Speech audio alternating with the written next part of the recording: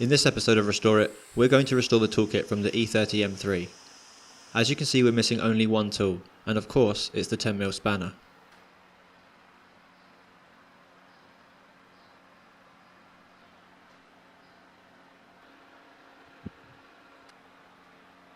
Firstly, we removed everything from the tray and did the little dismantling to get everything apart.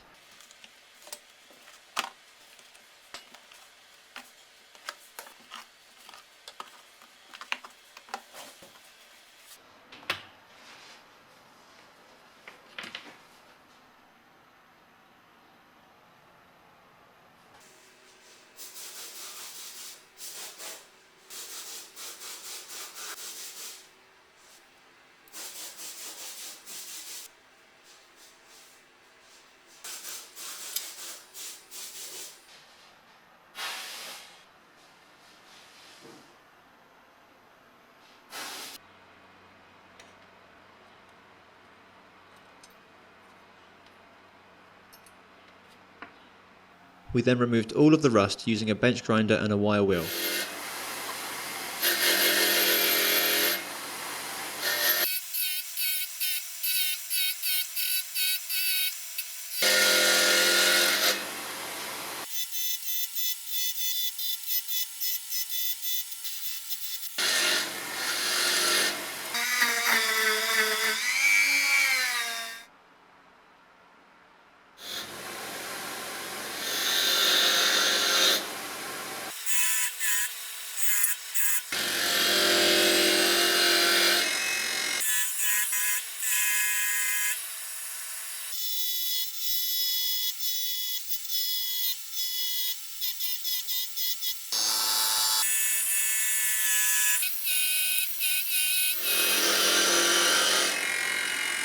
Before we carry on, I want to talk to you about something a lot of you have been mentioning in the comments recently since I started working with eManual Online.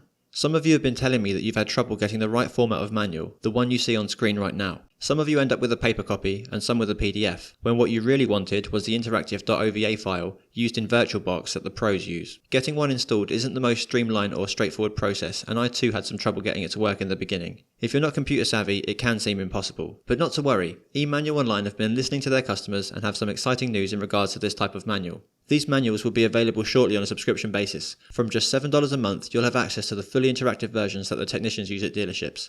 There will be nothing to install, just simply click the link, input the credentials, and you're in. Like I've said before, these manuals are priceless pieces of information that save you time and money. I would struggle a lot more than I do without them, that's for sure. These things are usually around $20, but I've left a discount code down in the description to save you 30% off your entire order. Click the link at the top of the video description to get yours today. Thanks to eManual for sponsoring this episode. Let's get back to the toolkit.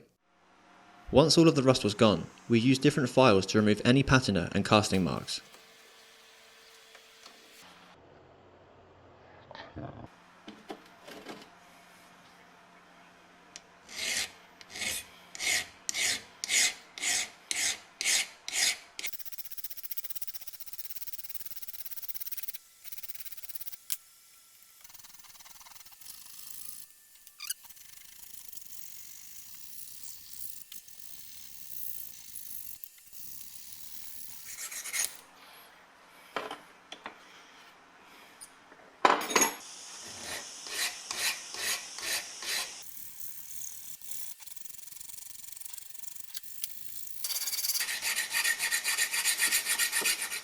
I left the bare metal parts for a few days and came back to some fresh surface rust.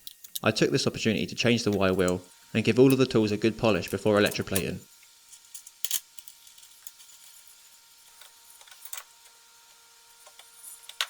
It was at this point I remembered that I had an 10mm BMW spanner from my car and donated it to Antonio as I found another one online.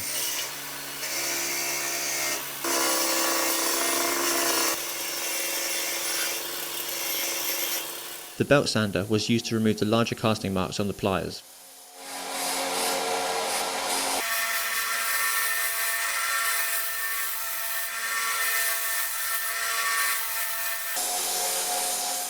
I'm not sure this tool is meant to be here, but I'm sure it has a use on the car somewhere, so I'll carry on. It needed to be straightened as it had become distorted over the years of use.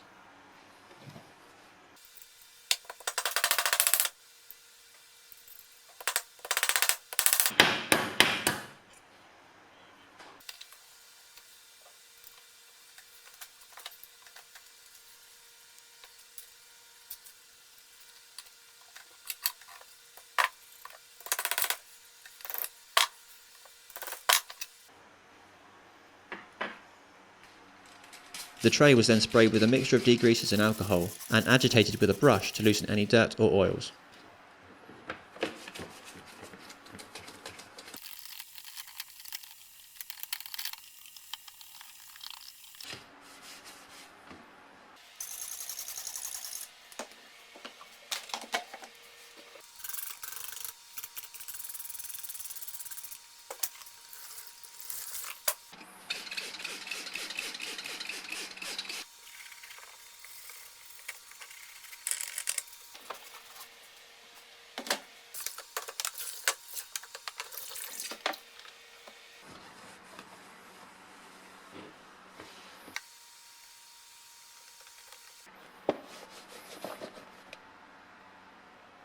Some of the dirt was really caked on and needed a more aggressive approach. I used a brass wire stick gently on the offending areas.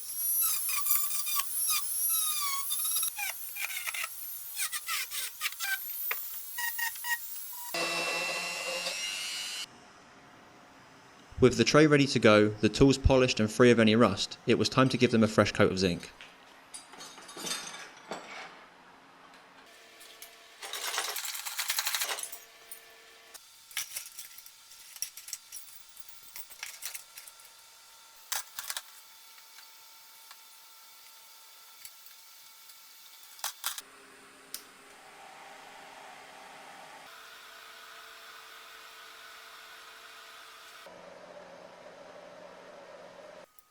I actually quite unevenly overplated these spanners.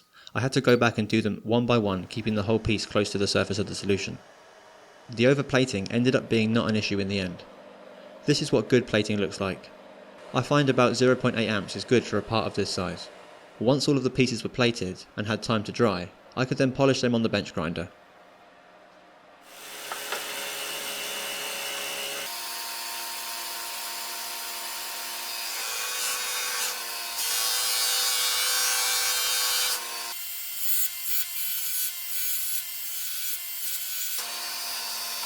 The overplating actually worked out well in the end, in the sense that it actually filled in some of the imperfections left over that the file couldn't get.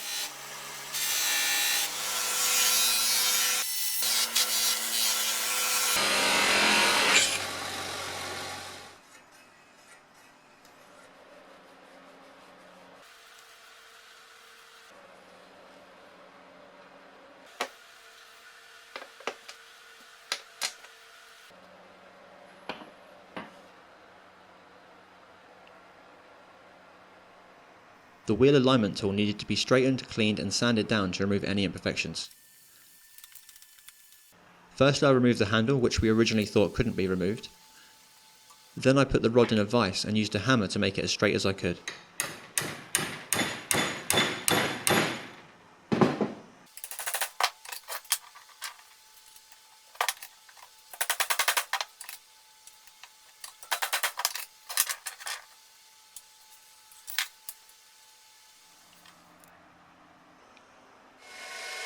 I used a lathe and different grades of sandpaper to remove the marks left over from the rust.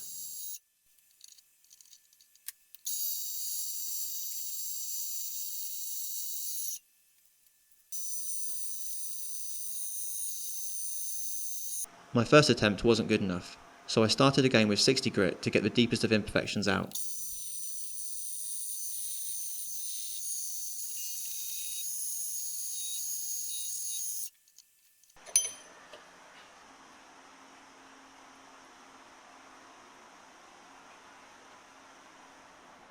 The handle was then cleaned in the same solution that I used before.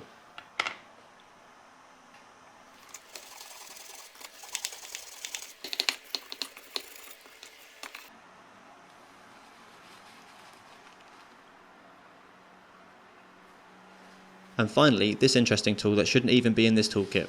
This is an emergency window crank adapter that's used only in the E28, E12, E23 and E24 models. For some, having this slot empty is simply unacceptable, even if it doesn't have a use, and I am one of those people. It was cleaned and tidied up with a screwdriver and a blade to remove any chewed up plastic from the years of use.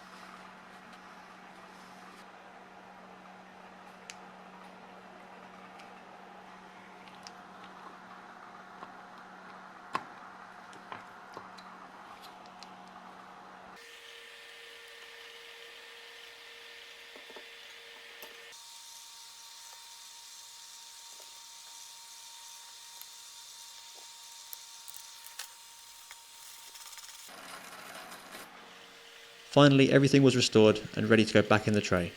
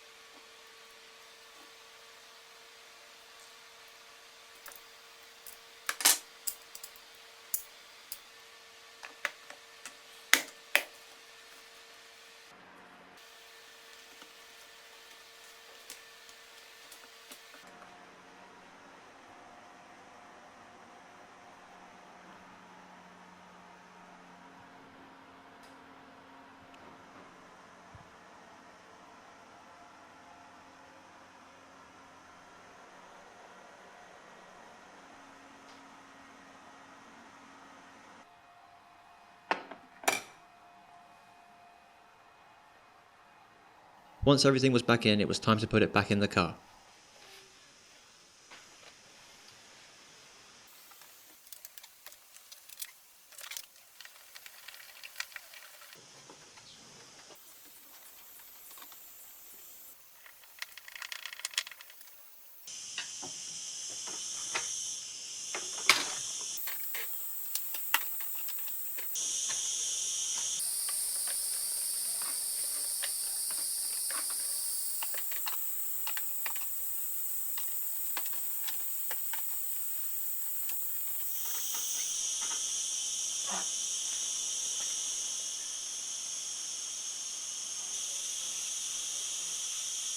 And there we have it, back where it belongs on the boot lid, which doesn't close properly yet. We'll get there. Thanks for watching, I'll see you next time.